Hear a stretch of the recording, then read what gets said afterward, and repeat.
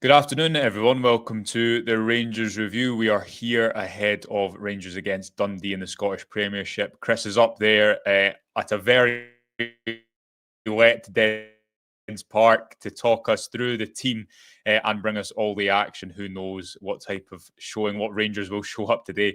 We're going to keep you up to date regardless. Chris, I'll come to you after we've read through the team because we're not entirely sure if it's going to be a back three or a back four. I've put it in a back three because it has been a back three as of late. But in terms of names, Rangers go with Butland, Tavernier, Suter, Cornelius, Magoma, Diamande, Raskin, Moore, Danilo, Gassama and Miovski. The bench reads Kelly, Giga, Aarons, Barron, Bayrami, Ant, Ben Asgard, Cameron and Chermiti.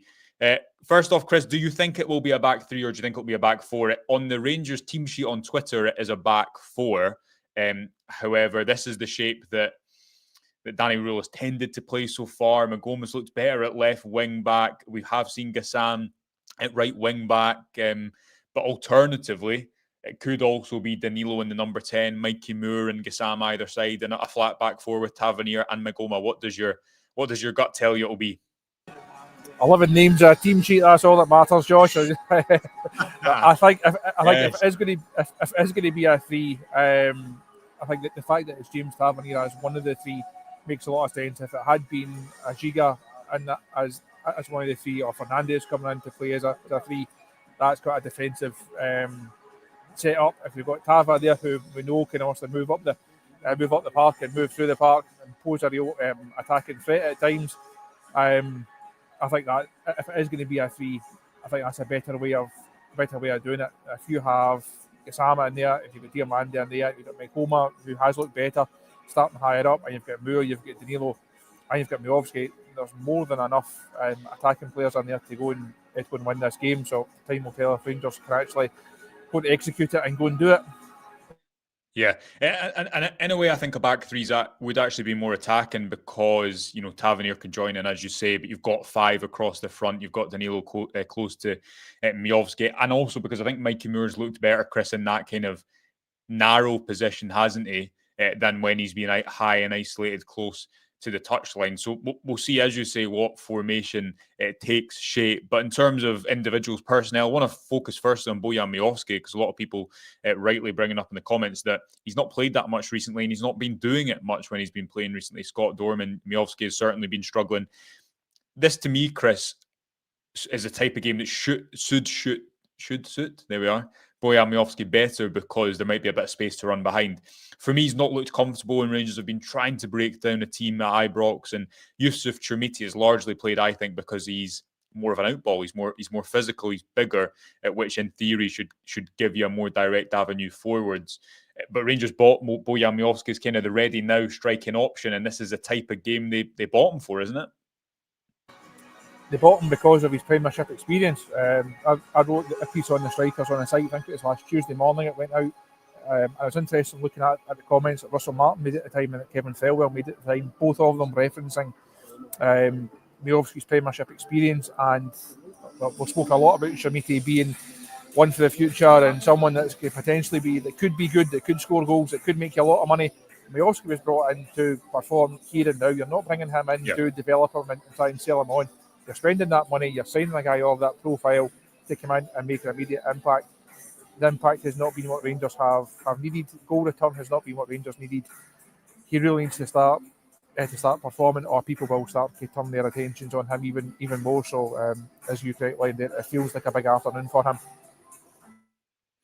Yeah, Colin Dodd, says Mikey Moore will create more chances for Miovski. And the other player that, whether he's in a front three or a front four, we're not sure, Chris, but Danilo is in there and he scored a couple of goals since Danny Rule came in. And I think kind of suits that role off the striker a little bit because he can pick the ball up in pockets and contribute to the attack without being the main man who has to, link attacks or play with his back to goal all the time. Other names on that team sheet, Derek Cornelius didn't play in midweek. We think he picked up a knock at the weekend at the end of that game against Celtic, but he's been relatively solid in that left centre-back slot. Are you surprised that John Suter retains that centre-back slot, Chris, whether it is in a back three or a back four? Because he has made errors. I thought he struggled against Celtic and arguably struggles for that second goal against Roma in midweek. At the moment, Rangers don't have an abundance of defensive options that either managers seem to trust. There's no Manny Fernandez on the bench. There is Nasser Giga. But I guess that you're always going to go for the experience when the form is like this. But is that the right decision, do you think, from Danny Rule before kickoff? I think that you've summed it up there by mentioning the other two names that could have played in that position. Giga has not been at it, has not been good enough. Fernandez, we don't know. I think it would have been a big call to bring Fernandez into a game like this against a Dundee side that we know what they'll bring to the party. On an afternoon, it's cold, it's wet, it's got all the ingredients for a potential Rangers slip up here because these fans have seen it so often.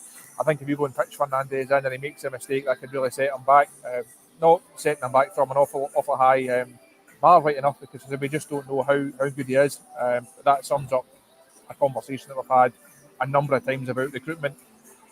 I don't think Suter is in good form. If there was a viable alternative, then you could easily say, well, he drops out the side. But I say when the alternatives are Giga, who's not in good form either, who didn't have a good weekend against Celtic, and you've then got Fernandez, I think it's pretty obvious that Suter is going to retain his place. But if you're speaking about players who need to raise their game and who need to find a bit of form, John Suter certainly falls into that category.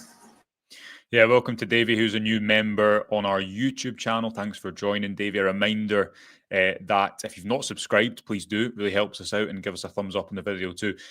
Chris, before we let you get back to taking in the atmosphere at Dens, that's the issue for me, right? Is that, and I wrote about this after the game on Thursday, Rangers didn't sign a new core, and in not signing a new core, they've not got a load of reliable players. So we might well be talking after the game and they've won 3-1 and Mikey Moore's played well and Miovski's got a goal, whatever it may be. But I don't think you could say with any certainty ahead of the game, I know he's definitely going to be a 7 out of 10, or I know he's not going to make any mistakes at the back, or he will take a chance if he gets one. And that for me is the reason that they are where they are. The bench has Lyle Cameron on it, hasn't had an abundance of chances back at his old club. No place for Finlay Curtis, which I don't love to see, because I'd like to see him get a little bit more game time. If Lyle Cameron comes on, he might get a bit of a frosty reception. He's not had much of a chance under Danny Rule so far. Could it be today? Nadim Barami, another player who's been out in the cold for a while, he also finds a place on the bench this afternoon.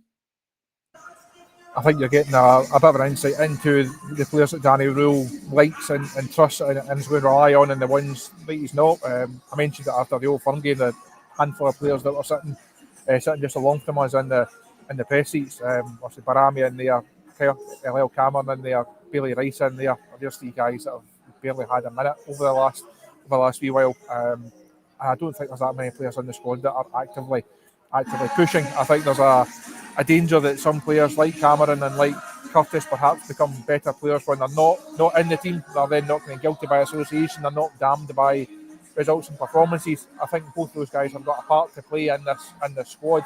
Are they going to be real difference makers? Probably not, because there's too many other issues in the squad. It's not as if there's a number of guys, as you say, that are churning out the 7, 8 out of 10 performances. You're talking guys that are struggling to get to 60s at times. So it's a wider issue, not just in terms of a starting 11, but certainly in terms of a squad. If you don't have the squad, you can't make changes and you can't dip into that group. Yeah, absolutely. Right, we'll leave it there, Chris. We'll catch up with you. We'll be live about 10 minutes after the final whistle, bringing you all the instant reaction and press conference reaction from Dens Park. It's Rangers against Dundee, final game before this latest international break. Rangers could do with a win, couldn't they? How often have we said that in recent times? We'll leave it there. Chris, enjoy the game. Enjoy it wherever you're watching it. And we'll speak to you later this afternoon. Bye for now.